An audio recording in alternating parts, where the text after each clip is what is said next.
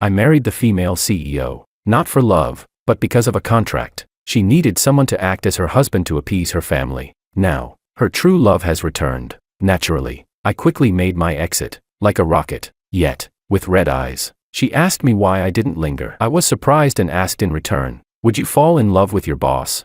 Chapter 1. I'm Jack, 28 years old, with no house and no car. I used to be a legal officer at Mu Group. Now, I'm the husband of Mu Group's CEO, Callista Mu, but to be precise, I'm her husband on paper. We only had a contractual marriage. The wedding day was gloomy. One of the light bulbs in the corridor on the second floor of the Civil Affairs Bureau was broken, buzzing and flickering. Callista wore a gray trench coat, her makeup meticulously done. She stood beside the divorce registration window, waiting for me. Did you bring all the documents?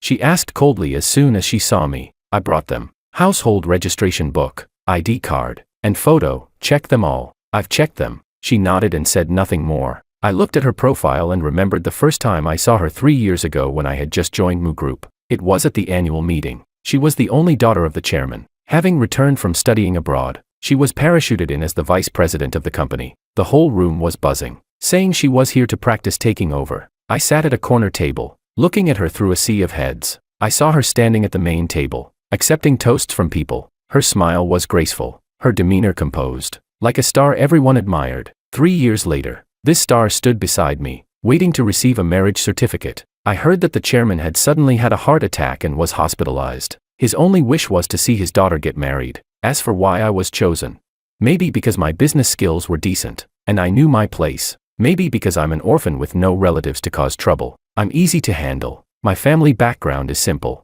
Plus, I look okay, so I might meet her aesthetic standards. I thought about it and figured those were the reasons. That day, when she had the HR director talk to me, I was sitting at my desk reviewing a sales contract. The HR director, Mr. Tang, was a middle-aged man with thinning hair. Usually, he would look down on us low-level employees, but that day, he personally walked over, bending his waist and wearing a smile on his face. Jack, there's something I'd like to talk to you about. Is it convenient? I followed him into a small meeting room. He closed the door, rubbed his hands, and circled around, but said nothing. His gaze was intensely focused on me. I had heard rumors about him harassing female employees in the office. Could it be that now even the men were at risk? I couldn't help but clench my buttocks, ready to make a run for it. Work and my backside. I knew which was more important. Director Tang, if there's nothing else. After several circles, he finally spoke. Mu CEO wants to discuss a private matter with you. Would you be willing to meet her? I froze for a moment, then breathed a sigh of relief. I was just about to use the cut off all future generations kick. Luckily, I didn't go through with it. All right, I agreed. Chapter 2. Later, someone asked me what I was thinking at that time, whether I had secretly been in love with Callista all along. So, when I heard she wanted to meet me, I rushed over like a puppy. Of course, I didn't tell them that my first thought was that Director Tang might be eyeing my backside. I couldn't possibly admit how embarrassing that would sound. So, I said instead, Director Tang personally came to find me, which means this matter is serious, and I'm just an ordinary employee. The worst that could happen is getting fired. But what if it's a good opportunity? The person gave me a thumbs up. Bro, you really know how to think. At 3 p.m. that afternoon, I walked into Callista's office. She was sitting behind a huge black walnut desk, a cup of coffee by her side. Without looking up, she simply said, "Sit." I sat down. She finished reading a document, signed it, closed it, and then looked up at me. It was the first time I had locked eyes with her so closely. Her eyes were beautiful, but cold, like deep water covered by a thin layer of ice. Jack, legal officer, employed for 3 years, performance rating A for 2 consecutive years, no complaints, no disciplinary violations. She read my resume, her tone flat. Father passed away early, mother died when he was 12, and he was raised by his aunt. He relied on student loans and scholarships for university, and after graduation, he joined the Mu family business. To this day, he has no house, no car, no marriage history, no debts, no girlfriend, and has been single since birth. On usual days, he depends on those kinds of movies to stop, as long as you understand. No need to say it out loud. Why does she know all this? Give me some dignity here.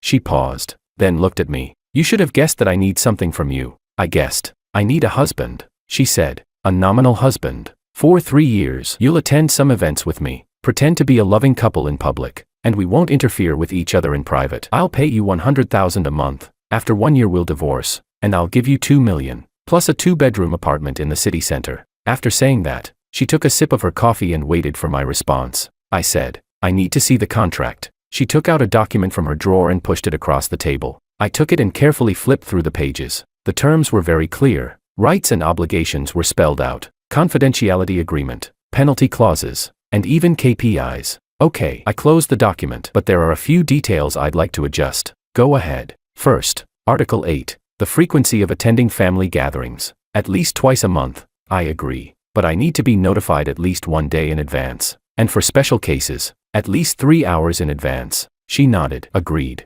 Second, Article 3, public relations. Both parties need to confirm any statements. No one can release information unilaterally. No problem. Third, the confidentiality clause is fine, but I want to add, if either party terminates the agreement early, they must notify the other party 30 days in advance, unless there's a major breach of contract. She looked at me, her gaze slightly scrutinizing. You've thought this through. This is work, I said. Moo CEO, I'm your employee, so I need to be thorough. She seemed taken aback for a moment, then the corners of her mouth twitched slightly, as if she was about to smile, or maybe it was something else. Finally, she said, deal. Tomorrow, 10 a.m., Civil Affairs Bureau. Chapter 3. The next day, we registered our marriage. The staff at the marriage registration window asked a few routine questions and congratulated us. When we walked out, the sky was still gloomy. She walked ahead, and I followed behind. Suddenly, she stopped and turned to look at me. I've had someone tidy up the house. You can move in any time. All the essentials are ready. Just bring your own stuff. Okay, for the public, we'll say we fell in love naturally and had a low-key wedding. Nothing flashy. Understood. She paused and then added, one more thing, when we meet privately, you don't need to call me CEO Moo. What should I call you then? She thought for a moment and said, just call me by my name. All right, CEO Moo. She furrowed her brow slightly but didn't say anything, then turned and walked away. I stood at the Civil Affairs Bureau's entrance, watching her get into a black car and drive off. I looked down at the marriage certificate in my hand, stuffed it into my pocket, and took out my phone to hail a cab. The driver was a man in his 40s. Seeing me standing outside the Civil Affairs Bureau, he smiled and asked, bro, you just got married, congratulations. I thanked him. Are you going to have a nice dinner with your wife tonight? She's busy. No matter how busy, you've got to eat. First night of your marriage, you can't be alone, right? Big brother, I'm almost there. Just stop at the intersection ahead. I lived in an old residential building in the downtown area, on the 6th floor with no elevator. It was a 2-bedroom apartment that I shared with a roommate. I lived in the smaller bedroom, and the rent was $800 per month. That night, I made myself a bowl of instant noodles with a fried egg on top, just to celebrate. After finishing my meal, I lay on the bed scrolling through my phone. I came across a post on Moo Group's official WeChat account. Congratulations to Ms. Callista on her marriage. Wishing you a lifetime of happiness together. The picture was a side profile of Callista Moo, taken in backlight, her silhouette looking stunning. The comment section was full of congratulations. Some said Moo CEO's confidentiality work was impeccable. Others complimented the match of talent and beauty. Someone asked who the groom was, whether he was from the company, as no one had ever heard of him. No one replied. I placed my phone on the pillow beside me, closed my eyes, and fell asleep. Before drifting off, I thought for a moment, $2 million plus an apartment,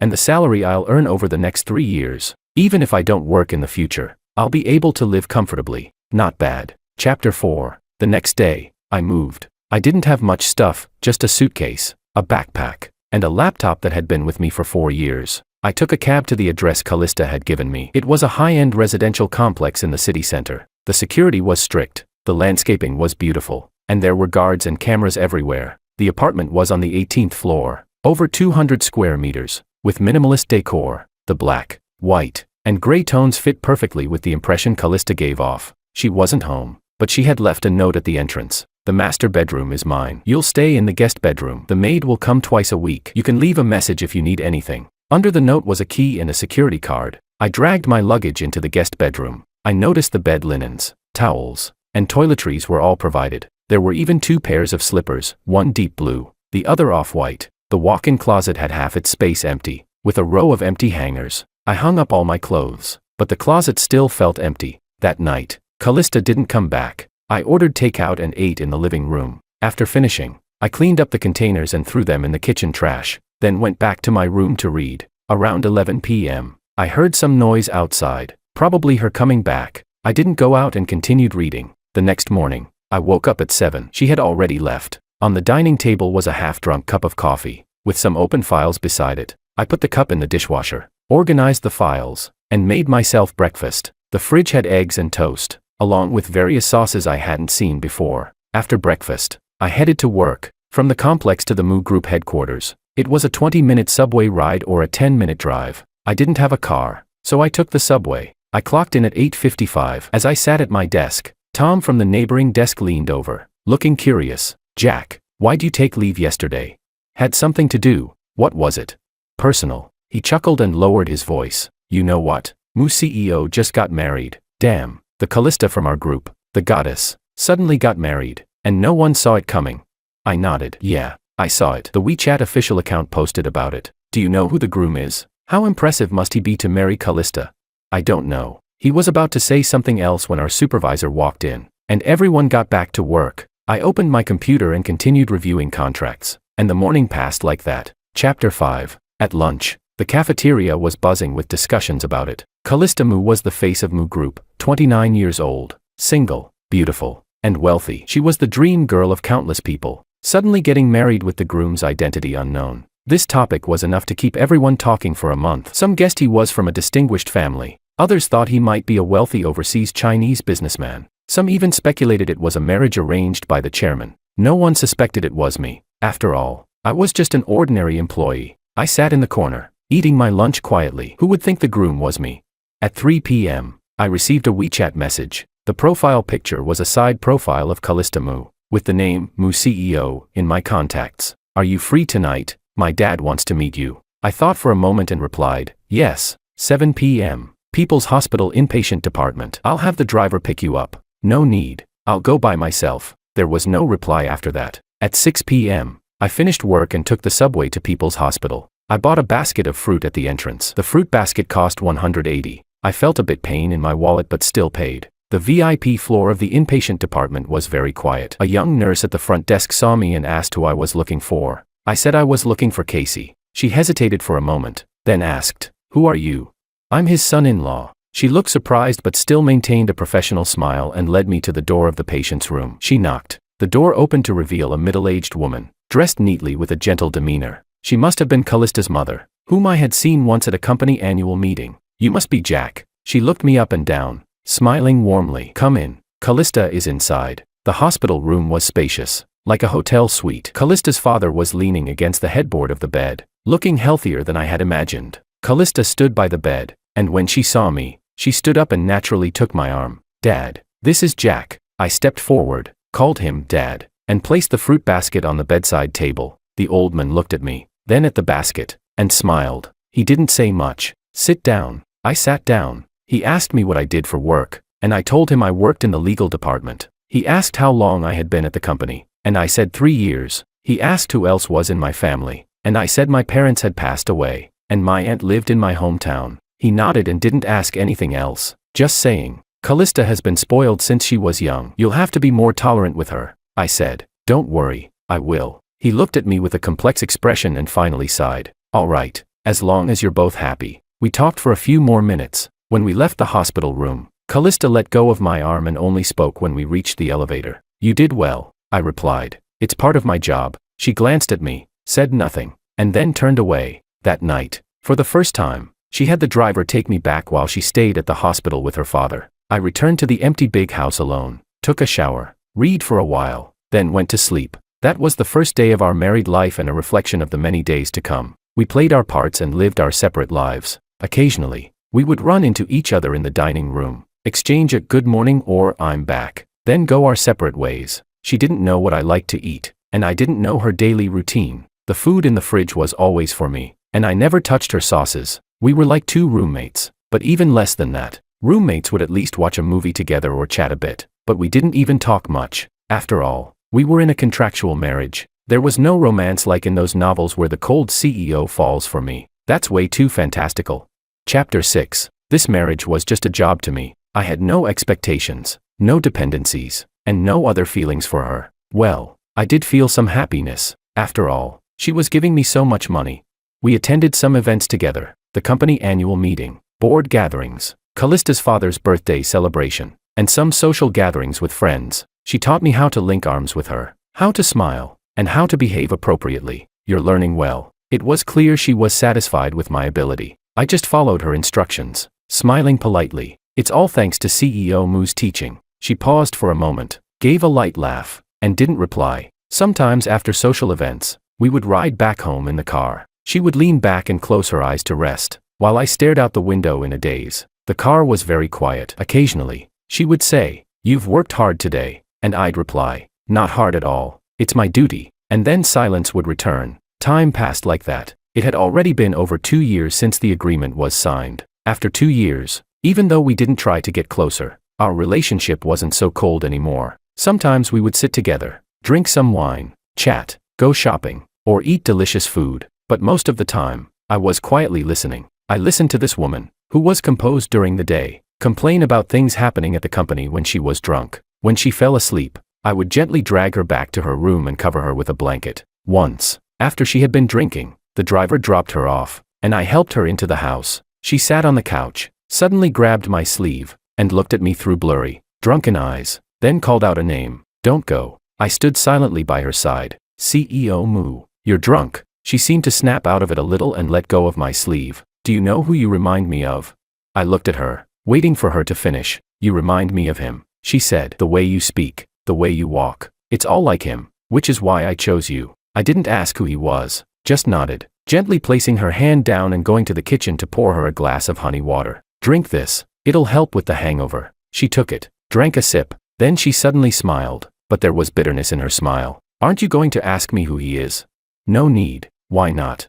I placed the honey water on the coffee table, stood up, and looked at her. "CEO Mu, you hired me to be your husband, not your therapist. You have your past, I have my role. Let's just fulfill the terms of the agreement. No need to tell me about anything else." Sometimes, knowing too much isn't a good thing. She froze for a moment, her eyes becoming a bit complicated. In the end, she lowered her head and didn't say anything more. That night, I helped her back to the bedroom, covered her with a blanket, turned off the lights, and closed the door. Back in my own room, lying in bed, I thought about who that he might be. There were rumors online that Callista had a childhood sweetheart. Later, he went abroad, and they broke up. Whether it was true or not didn't matter. After all, I was just a regular employee. I was paid to work, and I clocked out when the day ended. Chapter 7. Time passed, slowly and steadily, day after day. Sometimes, she would return from a business trip and bring me some local specialties. Other times, she would lavish me with praise without hesitation.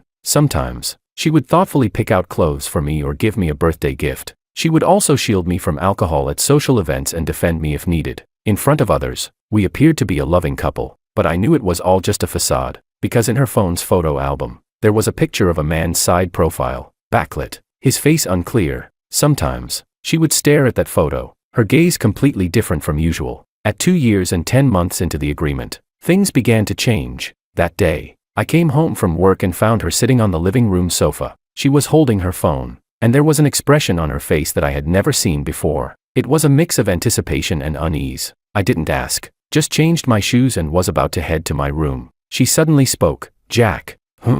He's back." I stopped, turned around to look at her. She was staring at me, her eyes holding something I couldn't quite understand, as if she was waiting for my reaction. I thought for a moment, then asked, "Do you need me to do something?" She paused, then shook her head. "No, all right." I went to my room and closed the door. That night, I lay in bed, my mind racing. It was always going to happen. I knew this day would come. I just didn't expect it to be so soon. Damn it. I haven't earned enough money yet. But considering the current situation, I still had a chance to get compensation. Suddenly, my mood lifted significantly. But to ensure my compensation, I needed to do something. That CEO, the one she couldn't have, was the key. I thought carefully. Chapter 8. The following month, she began to go out more frequently, sometimes not coming back for the entire night. At first, she would send a message saying she was busy, but eventually, even the messages stopped. I lived alone in that apartment, eating by myself, watching TV by myself, sleeping by myself. Nothing had changed. It was comfortable. One day, I was cooking in the kitchen when she suddenly came back, standing in the doorway, watching me. I was chopping vegetables, glanced at her, and asked, "Have you eaten?"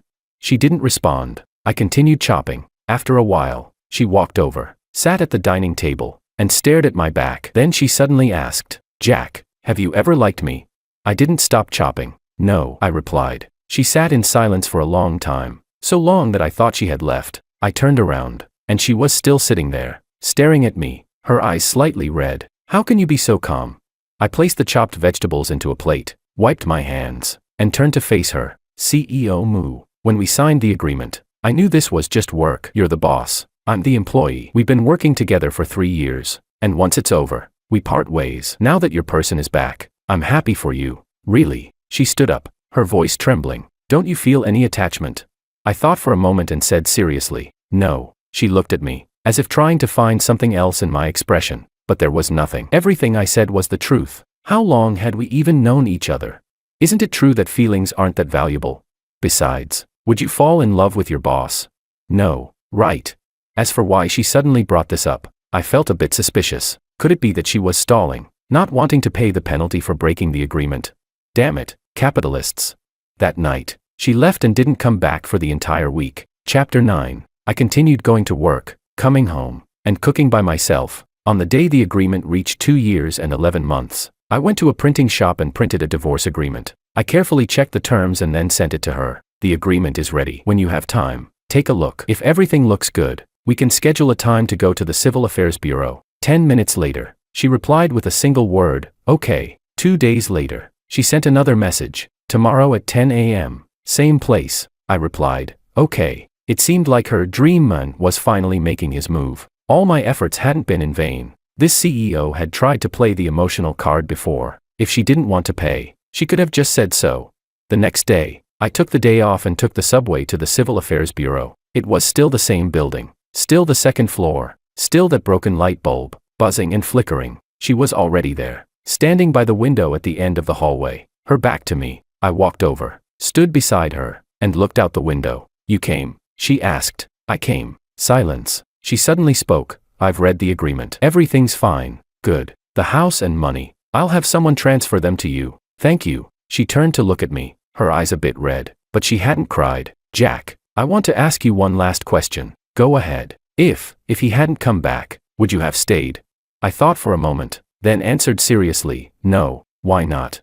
Because the contract is for 3 years. She froze, staring at me. Finally, tears started to fall. I stood there, watching her cry, without reaching out to wipe her tears or saying anything. After a while, she wiped her tears, sniffed, smiled weakly, and said, let's go. She said, let's go inside and finish the paperwork. The staff at the divorce window glanced at us, then went through the usual routine. Has the relationship broken down? Have the assets been clearly divided? Do you have children? We answered each question one by one. We signed, pressed our fingerprints, handed over the marriage certificate, and received the divorce certificate. When we walked out, the sky had darkened again, just like that day. She stood at the door and suddenly asked me, Jack, will you hate me? I shook my head. No. Will you miss me? I thought for a moment, then shook my head. I probably won't. She smiled bitterly, lowered her head, and after a while, looked up at me. Do you know, Jack, sometimes I really don't understand you. There's nothing to understand, I said. I just did what an employee is supposed to do. She looked at me as if she wanted to say something, but in the end, she just sighed. Take care, take care. She turned and walked away, getting into a black car that drove off into the distance. I stood at the Civil Affairs Bureau entrance, watching the car disappear around the corner. I looked down at the divorce certificate in my hand, stuffed it into my pocket, and took out my phone to call a cab. It was the same driver, a middle-aged man. When he saw me standing outside the Civil Affairs Bureau, he was taken aback. Bro, you got another certificate? Divorce. He awkwardly smiled, then didn't say anything further. I leaned back in my seat, looking out the window at the fleeting cityscape. Suddenly, I remembered that night in the kitchen when she asked me if I had ever liked her. I said no, and that was the truth. But after this, will I? No, because from the beginning, I knew this was just a job. We were just passing through each other's lives. Chapter 10. I moved out of that apartment. My things were still the same, one suitcase, a backpack, and a computer. Nothing had changed. The 2-bedroom apartment in the city center was now registered under my name, and I rented it out. The rent was quite good. With the $2 million plus the savings from these 3 years, I had enough to live comfortably without needing to work. I rented a small apartment in the suburbs, just over 40 square meters, 1 bedroom and 1 living room, very close to the subway station, with cheap rent. On the day I moved in, I bought a few pots of pothos and placed them on the windowsill. I cooked myself a bowl of noodles and added a fried egg, A small celebration for the new place. After eating, I lay on the bed and scrolled through my phone, coming across a message. Moo Group CEO Callista marries her ex-boyfriend in a low-key ceremony, rumored to be a sign of good things to come. The picture was of her and that man together by the seaside, smiling happily. I glanced at it for a moment, swiped past it, and continued scrolling. A month later, I found a new job. It was as a legal supervisor at a medium-sized company, with a salary slightly less than what I earned at Moo Group, but the workload was much lighter. My colleagues didn't know about my past, only that I was single, 31 years old, quiet, and fairly capable. Sometimes after work, I would go to the market near the neighborhood entrance to buy vegetables. I'd haggle with the vendors, laughing and shouting over 50-cent and $1 deals. On weekends, I'd sit on the balcony, reading. The sunlight would warm me as I sat there. The pothos were growing well, sprouting new leaves. Time passed, slowly and steadily, day after day. One night, I was lying in bed, scrolling through my phone when I suddenly received a WeChat message. The profile picture was Callista's side profile, with her contact name still as Moo CEO. I froze for a moment and opened it. "Jack, are you there?" I stared at the message for a while without replying. A little while later, she sent another one. "I want to see you." I put my phone down, turned off the lights, and went to sleep. The next morning, I woke up to see she had sent another message at 3 a.m. I'm downstairs. I sat up, went to the window, and pulled the curtains open to look down. A black car was parked downstairs, with someone standing next to it, wrapped in a coat, looking up at the building. We made eye contact for a second. She raised her hand and waved. I stood by the window, unmoving. After a while, my phone buzzed again. It was her message. "Jack, can I come up?"